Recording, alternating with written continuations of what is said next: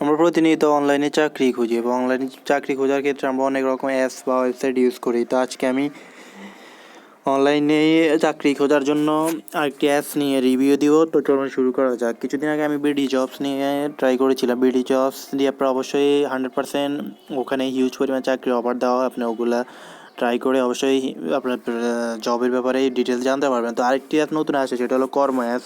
অ্যাপসটি প্লে স্টোরে আপনি পেয়ে যাবেন। এই অ্যাপসটিতে আপনার আসার পর আপনি অ্যাকাউন্ট খুলে নেবেন। অ্যাকাউন্ট খুলে সকল ডাটা দেওয়ার পর এখানে আপনি হিউজ পরিমাণ অ্যাপসের মধ্যে হিউজ পরিমাণ জবের ব্যাপারে কথা বলা আছে। তো আপনি এখান থেকে ফিল্টারিং করে আপনার জবগুলো সার্চ করে নিতে পারবেন।